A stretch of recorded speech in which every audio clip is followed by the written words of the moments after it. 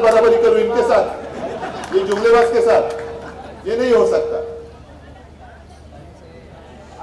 अनिल देसाई जी संबोधित कर रहे थे, मुझे लगा पल भर के लिए मैं ही उम्मीदवार हूं क्योंकि मेरी तारीफ करते जा रहे थे, लेकिन अनिल के लिए मैं आया हूं और मैं आपको पूछना चाहता हूं कि आपको आपका सांसद कैसा चाहिए? गद्दार चाहिए कि खुददार चाहिए? एक स्वच्छ प्रतिमेचा पाहिजे, चारित्र्यवान चाहिए कि दूसरा कैसा है आपको पता है? इसके व्यक्तिमत्व के ऊपर कोई भी उंगली नहीं उठा सकता। शुद्ध चरित्राचा आणि चारित्र्याचा उमेदवार दिलेला है, कैसी बात करता है वो भी आपने देखी है। और मैं चाहता हूं कि अनिल देसाई यहां से सांसद बनकर दिल्ली जाए, आपके भविष्य के लिए जाए। ठाकरे साहेब, व्यासपीठावर उपस्थित सर्व महाविकास आघाडी आणि इंडिया गठबंधनचे सर्व पक्षांचे नेते आणि इथं जमलेले सर्व जरा रस्ता द्या प्लीज। परब साहेब येतात, अनिल परब साहेब दक्षिण मध्य मुंबई लोकसभा क्षेत्रातील बंधू भगिनींनो, शिवसैनिक लोकसभेची निवडणूक येत्या 20 तारखेला होऊ घातली आहे आणि या निवडणुकीमध्ये जी रणधुमाळी आता सुरू आहे, आपण बघतात की ज्या गोष्टी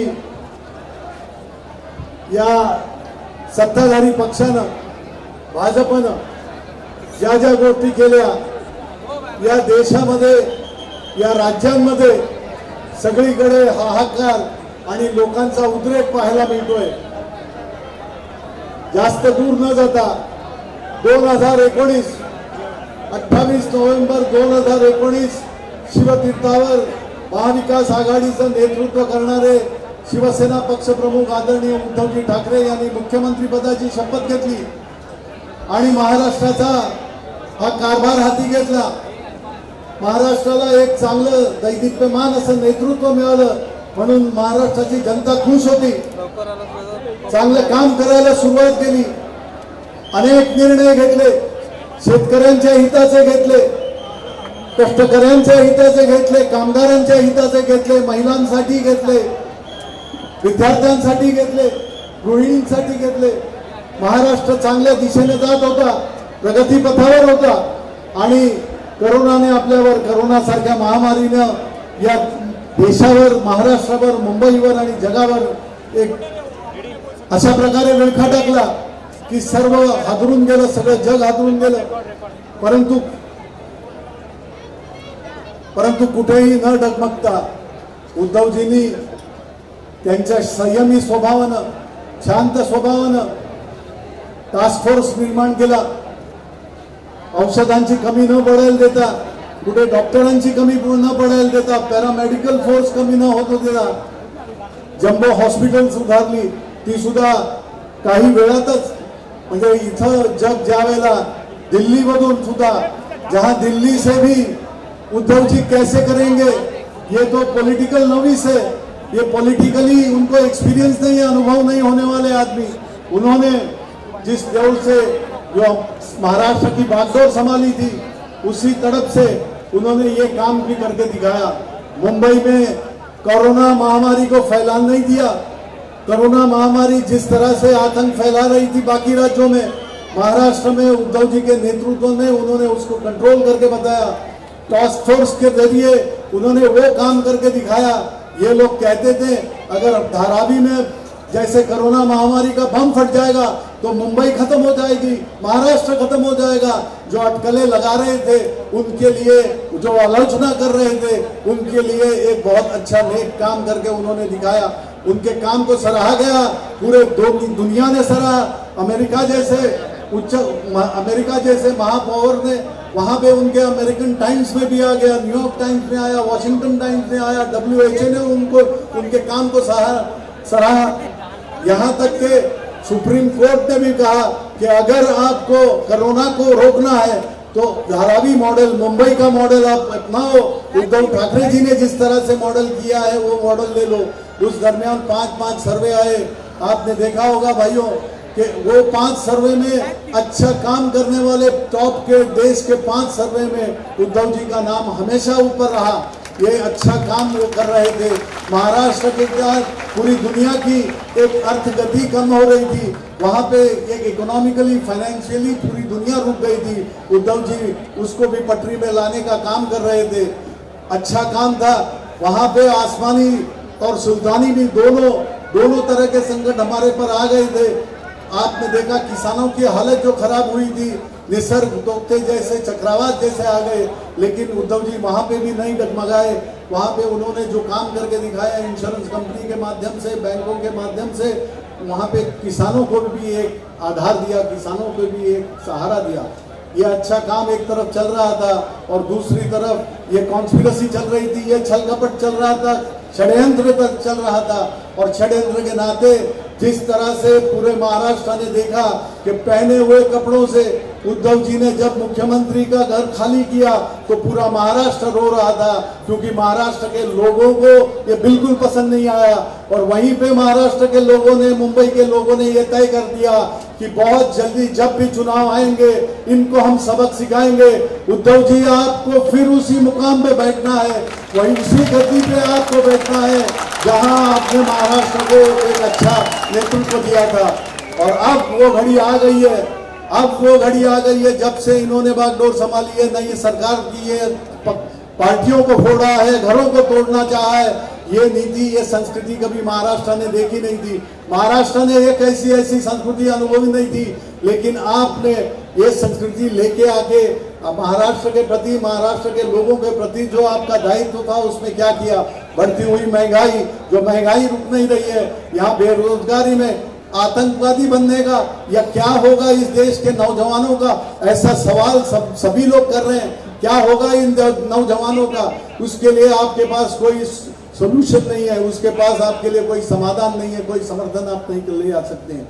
और इसी हालत में आप जैसे देखेंगे कि महिलाओं के सिक्योरिटी की बात हो, महिलाओं को आज देश भर में जिस तरह से क्या किया जा रहा है, मणिपुर में क्या हुआ है, उसके ऊपर एक बात नहीं आप निकाल नहीं सकते। और इस देश को इस हालत में रखा है, महाराष्ट्र को इस हालत में रखा है कि महाराष्ट्र के लोगों ने अब तय किया है कि आने वाले दिनों में हम आपको सबक सिखलाएंगे। और वो दिन आ गया है 20 मई को, जब इनके सांसद कहीं से बात करते हैं कि संविधान बदलने की बात करते हैं, तो ये देश के सामने कितना बड़ा खतरा है आप समझ सकते हैं। और ये देश के सामने जो खतरा है, इसको जवाब देने का, करारा जवाब देने का दिन है 20 मई को। आपको अपना वोट देना होगा, आप मतदाता करके आपका अधिकार दिखाना होगा। डॉक्टर बाबा साहेब आम्बेडकर, जिनको हम विश्व रत्न कहते हैं, महामानव कहते हैं, भारत रत्न है, इन्होंने दी हुई जो संविधान में जो प्रावधान है, उसमें आपको दिया हुआ हक कोई बदल नहीं सकता। आपका हक आपको अपनाना होगा, आपका प्रतिनिधि आपको चुनना होगा।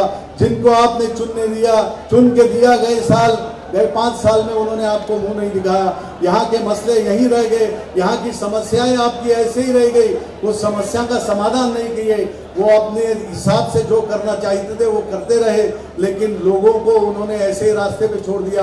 अब लोग रास्ता दिखाएंगे उनको, आपका प्रतिनिधि आपको चुनना है। मैं यहाँ पे उद्धव जी के सामने आपको शिवसेना उद्धव बाला साहेब ठाकरे पार्टी, महाविकास आघाड़ी और इंडिया गठबंधन का उम्मीदवार के नाते आपसे आशीर्वाद लेने आया हूँ। एक बार मौका दीजिए, मेरी निशानी है, हमारी निशानी है मशाल पे मोहर लगाइए और हमको जिताइए। आप अगर मेरे को लोकसभा में भेजते जिता के, तो लोकसभा में जो समस्याएं रहेगी वो वहां पे मैं बोलूंगा, आवाज आपकी होगी, गुंज आपकी होगी। जय हिंद, जय महाराष्ट्र, जय हिंद, जय महाराष्ट्र। मी हिंदीमध्ये बोलतो जेणेकरून सगळ्यांना माझा निवेदन सगळ्यांपर्यंत जाईल। भाई और बहनों, नौजवान साथियों और हमारे तमाम यहां पर बैठे हुए बुजुर्गों, जैसा कि आप जानते हैं, हमसे पहले सभी ने आने वाली 20 तारीख को शिवसेना महाविकास आघाड़ी के लोकप्रिय उम्मीदवार श्री अनिल भाई देसाई को लोकसभा में भारी बहुमत से चुनकर भेजने के लिए गुजारिश की है, निवेदन किया है। आप सबका आशीर्वाद मांगा है, आप सबकी दुआएं मांगी। और हमें यकीन है, भरोसा है कि 20 तारीख को आप सारे लोगों की दुआएं, आप सारे लोगों का आशीर्वाद अगर किसी को मिलेगा तो अनिल देसाई साहब को मिलेगा और देश की पार्लियामेंट में भारी बहुमत से चुन के जाएंगे। क्योंकि ये चुनाव अनिल देसाई साहब का अकेले का नहीं, ये चुनाव शिवसेना उद्धव बाला साहेब ठाकरे जी का अकेले का चुनाव नहीं, ये चुनाव राहुल गांधी कांग्रेस पार्टी का अकेले का चुनाव नहीं है, ये चुनाव शरद पवार साहब राष्ट्रवादी के नेताओं का चुनाव नहीं है, ये चुनाव ये देश बचाने का चुनाव है, आपका चुनाव है, देश का लोकतंत्र बचाने का चुनाव है, देश की गिरती हुई जो गरिमा है उसको बचाने का चुनाव है। आप बोलिए, ये चुनाव आप मजबूती से लड़ेंगे या नहीं लड़ेंगे? पीछे से आवाज नहीं आ रही है, नहीं आई। उद्धव जी को भरोसा दिलाइए कि आप लड़ेंगे, लड़ेंगे और जीतेंगे।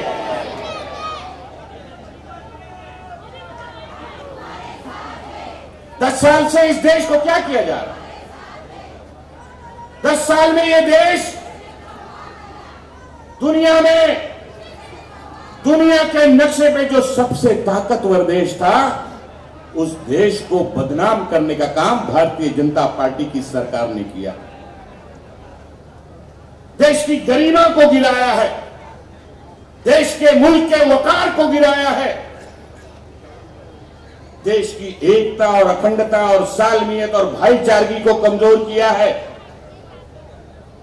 आसमान छूती महंगाई, बढ़ती हुई बेरोजगारी। मैं अनिल परब जी से अभी बात कर रहा था, उद्धव जी, अभी महाराष्ट्र पुलिस ने 17,000 पुलिस कांस्टेबल की नौकरी के लिए फॉर्म निकाला। 17,000 नौकरियों पाने के लिए महाराष्ट्र के हमारे नौजवानों ने, 19 लाख नौजवानों ने एप्लीकेशन किया। 19 लाख, उसमें एमबीए है, ग्रेजुएट है, पुलिस कांस्टेबल की नौकरी करना चाहते हैं, नौकरी नहीं है, जो भी मिले वो करना चाहते हैं, मेहनत करना चाहते हैं। और मोदी जी की सरकार कहती है कि देश में सब ठीक ठाक चल रहा है, देश बदल रहा है। भाइयों और बहनों, देश बदल रहा है। वाह मोदी जी, सही में आपने देश को बदल डाला। 2 लोगों ने मिलकर पूरे देश को बदल डाला। लेकिन इस देश का हिंदू और मुसलमान, सिख और ईसाई इस देश को बर्बाद होने नहीं देगा, कमजोर होने नहीं देगा। इस देश के हिंदू और मुसलमान, सिख और ईसाई मिलकर जैसे सन 47 में अंग्रेजों के खिलाफ इस देश को आजादी दिलाने के लिए लड़ाई लड़े थे, उसी तरह से इस चुनाव में इस देश का हिंदू और मुसलमान, सिख और ईसाई इस देश को बचाने की लड़ाई लड़ेगा। ये मैं यहां पर कहना चाहता हूं। आज उद्धव ठाकरे साहब, राहुल गांधी जी, प्रियंका गांधी जी,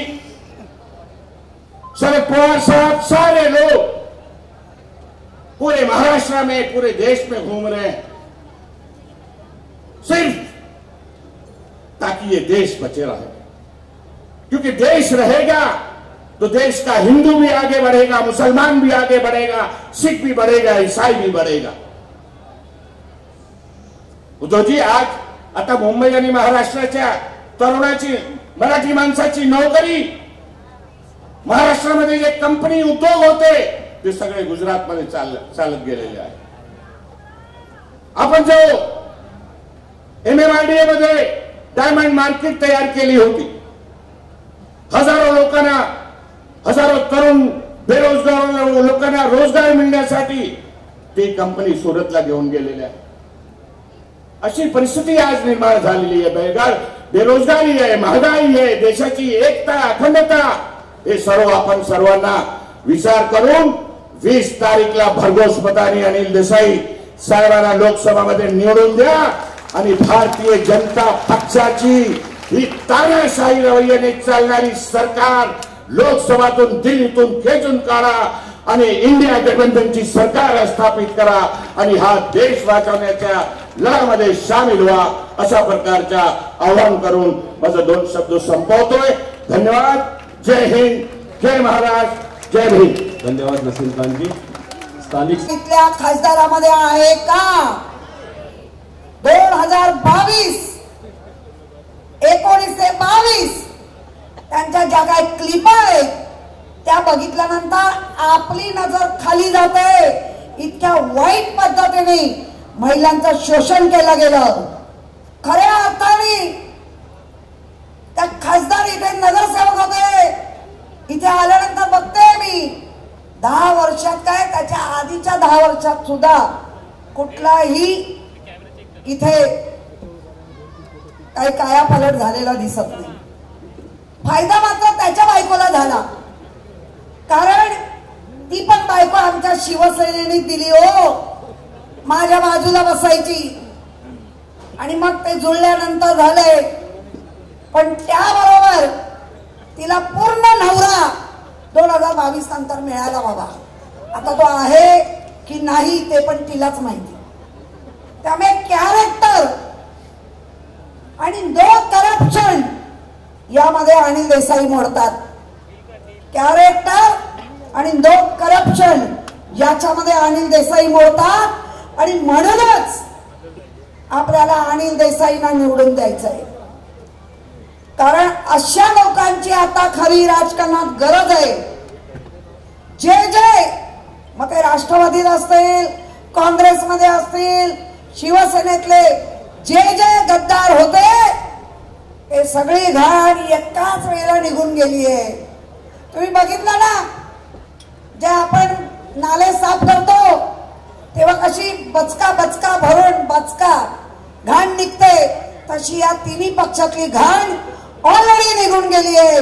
स्वच्छ झालेले पक्ष आहेत, निष्ठेचे असलेले पक्षामध्ये असलेले कार्यकर्ते, आणि म्हणूनच अनिल देसाई यांना निवडून द्यायचंय. कारण अनेक वक्ते एवं उद्धवजी पण या गोष्टीवर आता सगळं बोलणार आहे. 15 लाख म्हणा, अहो साधा रेशन मध्ये येणारा तांदूळ प्लास्टिकचा आहे, हा अनेकांना कळलाय की नाही? अनेकांनी आम्हाला आणून दिले. तुम्ही विचार करा, तुमच्या झालेल्या पिढीला आपण चांगले जगलो, भले त्या काँग्रेसच्या राज्यात असेल, पण आपण चांगले जगलो. आपल्या पिढीला हे काय देत आहेत? चायनाचा प्लास्टिक तांदूळ जे त्यांनी दिलेलं आहे, किडे पडलेला, अगदी कुत्रा मांजर गाय बैल कोणी तोंड लावणार नाही, अशी आपल्या जनतेची दिशाभूल करतायत. आणि म्हणून हात जोडून विनंती, आपली निशाणी आहे मशाल. अशी काय लावा की ती भगभग ते जळलेलं पुरखोपर्यंत त्यांच्या राहील. आणि यासाठी उद्धवजी तुम्हाला भेटायला येत आहेत. आपण येत्या 20 मेला 1 नंबरचं बटन दाबून, मशालीचं बटन दाबून अनिल देसाईंना भरघोस मतांनी विजयी करा, विजयी करा, विजयी करा. जय हिंद, जय महाराष्ट्र, जय भीम.